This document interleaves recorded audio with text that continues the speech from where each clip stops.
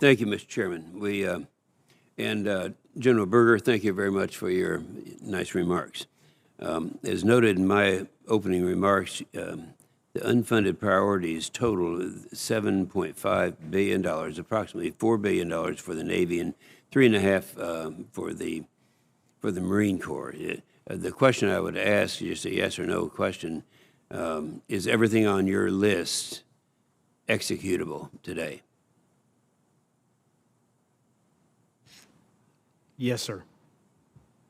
Same for the Marine Corps, yes, sir. Yes. Well, all right. Thank you very much.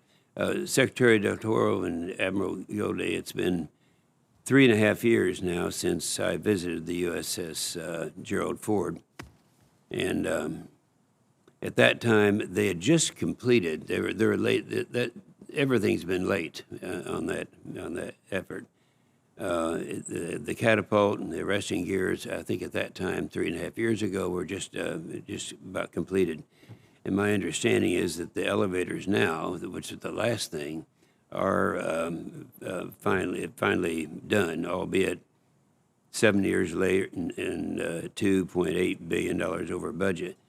The burden that this 7-year delay of the Ford has placed on the rest of the aircraft fleet can't be overstated. And I'd like to get from all three of you, who in whatever order you'd like, a couple of things, several things here. One is, what kind of a burden has that placed, that 7-year delay placed?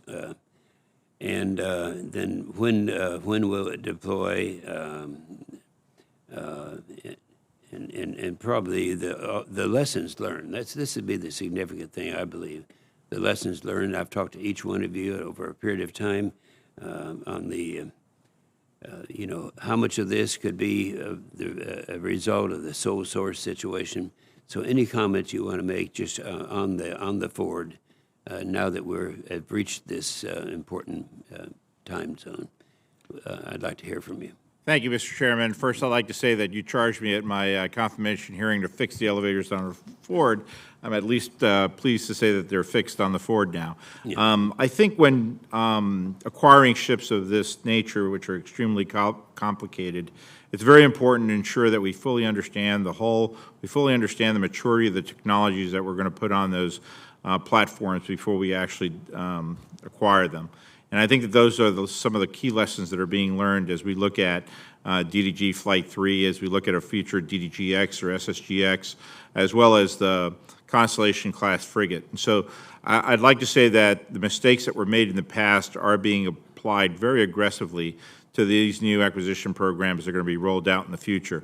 I think the criticality of land-based testing, for example, for the engineering plants is also very critical to this, and the submodules that are necessary to go onto these platforms. And I'll ask the CNO to continue the conversation in the limited time we have.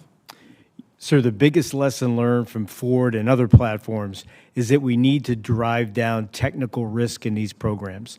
And so we do that with land-based prototyping. We do that with plenty of testing up front before we become an informed customer and come to you for the money to scale these platforms like we have. LCS would be another example. If I take a look at the Columbia-class submarine, we're at 85% design right now as we're building that submarine. If I compare that to the Ohio-class, we were at 4%, Seawolf 25%, Virginia-class 40%. And so we are learning our lessons with respect to Ford and putting them to good work now. We have money in the budget with respect to unmanned to actually have land-based prototyping, significant land-based prototyping in Philadelphia, as we've had with other ships, so that, again, we can make informed decisions before we scale platforms. Let me comment before the third.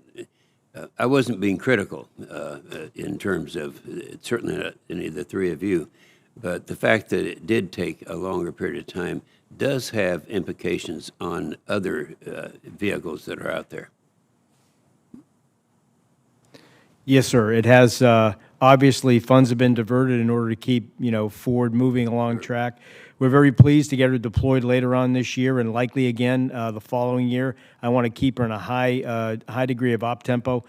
This past year, she has had probably the highest op tempo of any ship in the Navy. She was our carrier qual aircraft carrier off the East Coast of the United States. She was qualifying our new pilots with their cats and traps. And so we're going to continue that high degree of op tempo with her, keeping in mind, of course, stressing the crew. But they want to go to sea. They're proud of this ship, and it's operating to our expectations right now.